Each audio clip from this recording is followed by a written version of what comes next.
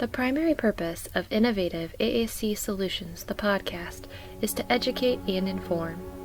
The views expressed during all episodes are solely those of the individuals involved and do not constitute educational or medical advice. They are not necessarily the views of Special School District of St. Louis County.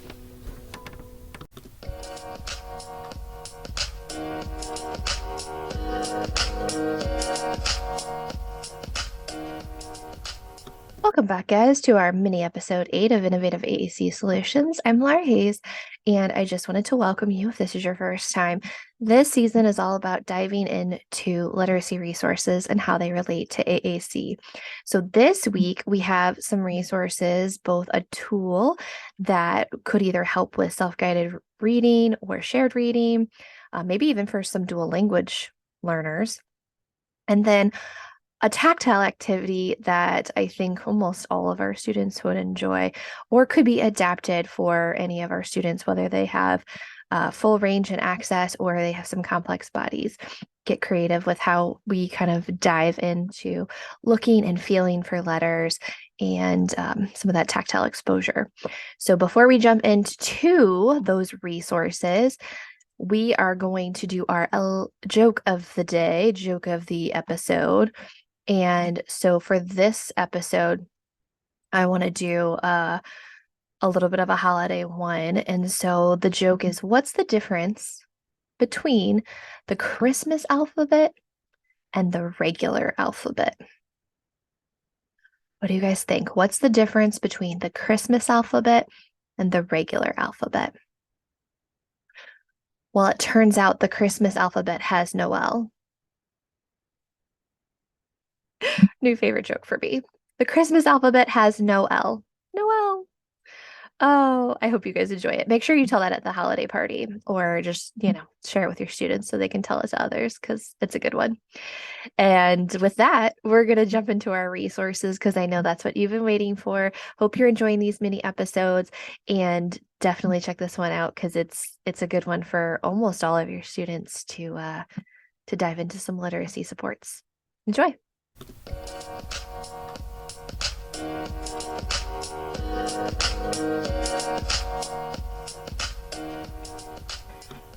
So for this week's innovative resource, we are going to dive into this website, uniteforliteracy.com.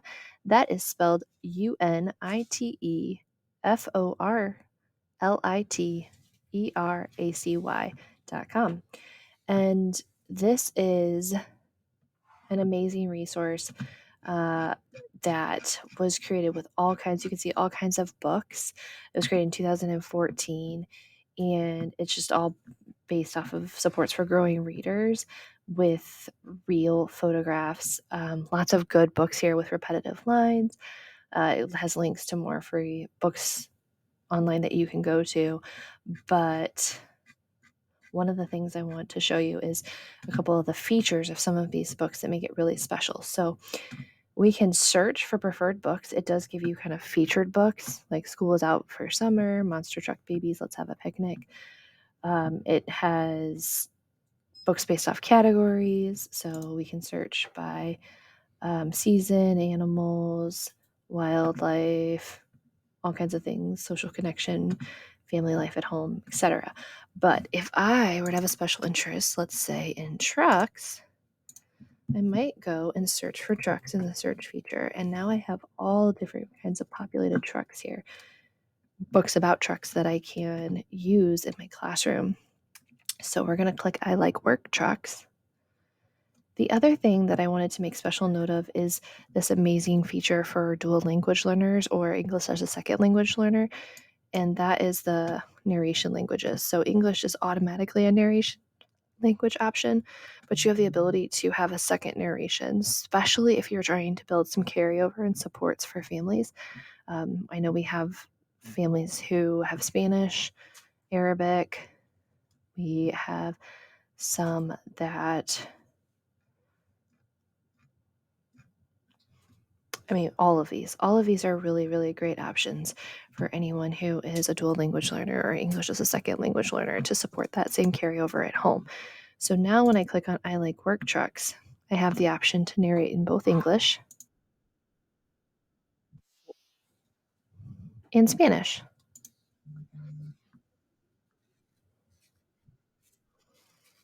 Okay, so when we move throughout the book, we can read the book, we can talk through the book, we can do some shared reading opportunities and commenting throughout the book. We can also have it narrate, talk about the pictures. You hear the repetitive storyline here. So lots of options here. And then as we move throughout the story, I like tanker trucks, I like forklifts, I like track hose, but most of all, I like food trucks. It even narrates this last page for watch for interesting trucks on the road, and then gives some more book suggestions, right? So in addition to practicing the shared reading concepts that we know are so important, it would give us the option to do some more independent reading and look to the future, make comments. Again, we could talk about opinions about the book. We had to write the option to write our own book. We could share this book with others. And again, we can make our own book next time about what kind of trucks that we like and pull those images. So lots of options, very versatile resource, uniteforliteracy.com. Definitely check it out. I think it's appropriate for any student that we support with emergent or conventional literacy instruction. Unite for Literacy. Definitely add this one to your list.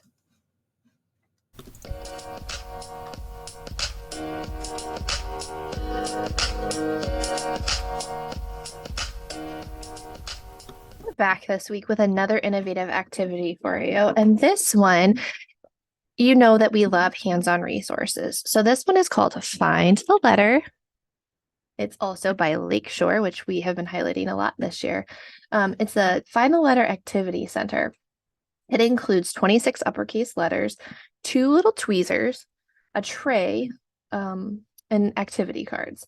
So there's some things I love about this activity, and then there's some things that I would tweak and even enhance. So I will tell you about that as we go. But I want to show you what it looks like. So you've got a fairly small box, which is one of the first things that I would change. I would make the sensory box, which some of you may already have in your classroom, a larger sensory box. It's also made of like a harder cardboard. So I don't know how that would hold up with some of our students, but if your students are good with fine motor and they are able to tolerate small little beads, you can see they're very small beads in here. You have that opportunity to kind of utilize it as is. But again, we might just tweak it and think about considering making our own box or kind of adapting this box. But the cards are one of the things that I really like about it. So it comes with this pack of 8 activity cards so that you can, when you find the letters, you can drop them on and kind of match them or talk through them. You can even make it a little bit of a game, like whose card's gonna fill up first, mine or yours. We have the language embedded within that too, right? So that's not fair. This is great. I got one. All those good things. When I want to show you what the letters look like too, size-wise. So when you do pull out a letter, another bummer is that they're only only uppercase. So we would need to either make our own lowercase letters or we would need to find another support to kind of mix and match those. But they're about an inch or so. Again, I would probably look for something a little bit larger, or at least try to find other things that I could add to this to enhance it. But let's say we have N in here. Maybe we put a bunch of things that start with N or end with N, the N sound. So we could put like some acorns, nuts in here. We could put a nectarine or a picture of a nectarine, right? We could pull some of our speechy cards out and we could put those in there too for those initial sounds so that we're really highlighting phonological awareness and just those beginning or ending sounds, wherever that student might be at needing exposure to. Again, we can go beyond just letter ID. Once we have the letters, we can talk through language. If fine motor is difficult, you could also consider adding magnet letters to something like this and having like a larger target with a magnet that a student with a complex body could drop in, or use a switch to kind of scoop out. We have cups in the IRC that they could scoop out of a sensory box like this to pull letters. There's a lot of options that we shouldn't be limited by our students' motor ability. So this one is very fine motor heavy, but just know you can go beyond that when we're working on these things. And again, we can do this with independent writing. When we pull out a letter, we can write it down for them. We can do this with reading. We can flood that sensory box with things for the letter of the day and the sound of the day that we are targeting and working on. So we're just bombarding them with that sound and that letter awareness across their entire day. We could make it also, we could pull in some sciencey things, right? We could have letters be in a volcano. We could have them be in gelatin that we're pulling out, and we can talk about them. So we can really combine all of our language concepts while still working on letter concepts and literacy concepts throughout our day. I will make sure to include this in the notes, and I can't wait to hear what you guys think. Let us know if you already do this in your classroom.